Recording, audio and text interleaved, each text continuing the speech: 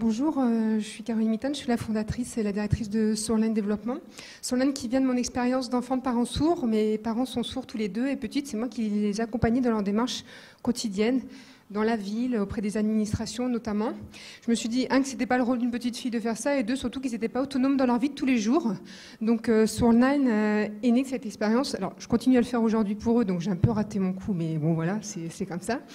Aujourd'hui, il faut partie d'une population qui représente 5 millions de personnes en France, 8% de la population, des personnes qui communiquent en langue des signes et qui ont des difficultés par rapport à l'écrit.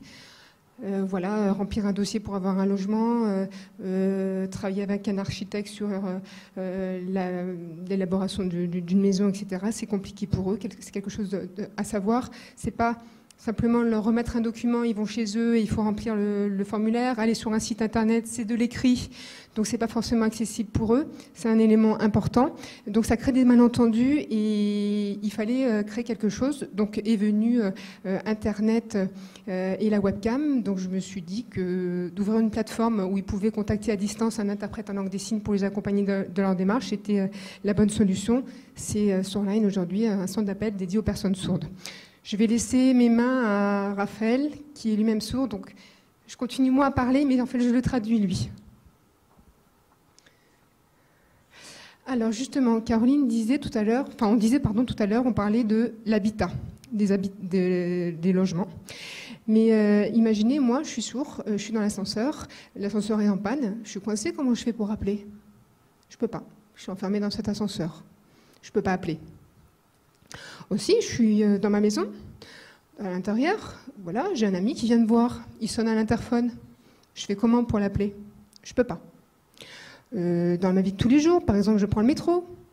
Dans le métro s'arrête, je ne sais pas pourquoi, il y a une information orale qui m'est donnée, il y a une panne ou quelque chose, je ne sais pas, je ne suis pas au courant. Je suis inquiet, je m'inquiète. Donc c'est tous les jours ça. Je vais dans une mairie ou dans un service public, je ne peux pas communiquer avec les personnes. Donc je fais comment? Aujourd'hui, Sourline apporte la solution. On a une application, une plateforme qui permet des échanges. Donc là, il y a une vidéo qui va se lancer. Il dit merci. Je ne sais pas quoi. Oui, merci.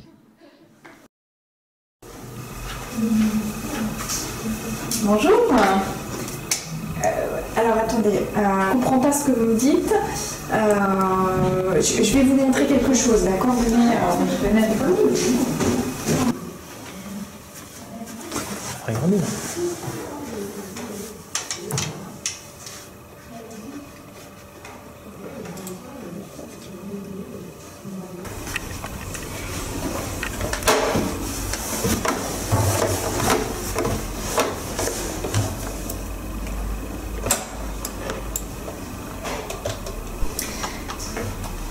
Allô? Oui, ici c'est Pôle emploi. Je vous appelle, j'ai une personne sourde qui est avec moi. D'accord. Donc on a mis le service. Donc... Oui, alors je vais traduire ce qu'elle veut dire. D'accord. Donc là, elle a une interprète à distance. Oui, bonjour, alors je souhaiterais faire l'inscription au Pôle emploi, s'il vous plaît. Oui, alors bonjour. Donc, du coup, c'est votre première inscription à Pôle emploi? Oui, d'accord, c'est la première fois. Donc pour pouvoir faire votre inscription et vous enregistrer, on va avoir besoin de documents. Est-ce que vous avez un CV, une lettre de motivation, vos à jour? Et puis vous amènerez donc votre CV, vos fiches de paye et puis votre lettre de motivation, d'accord? D'accord, très bien, ça va bien. Merci beaucoup. Très bien, écoutez, merci, bonne journée. Au revoir. Alors voilà un exemple d'un dispositif qu'on a mis en place sur Pôle emploi ou dans des mairies où une personne sourde qui arrive ne peut pas communiquer parce qu'elle n'a pas la même, enfin, elle communique en langue des signes et les personnels d'accueil non, appelle le service Sourline à distance via l'application, une tablette, un mobile et peut avoir un interprète à distance. C'est extrêmement simple à mettre en place. On fait aussi, je vais vite, mais normalement j'aurai le droit à un petit peu plus de temps parce que j'ai traduit un petit peu, donc j'ai le droit à 30 secondes en plus. On fait l'adaptation de support avec des vidéos en langue des signes, on traduit voilà, des interventions.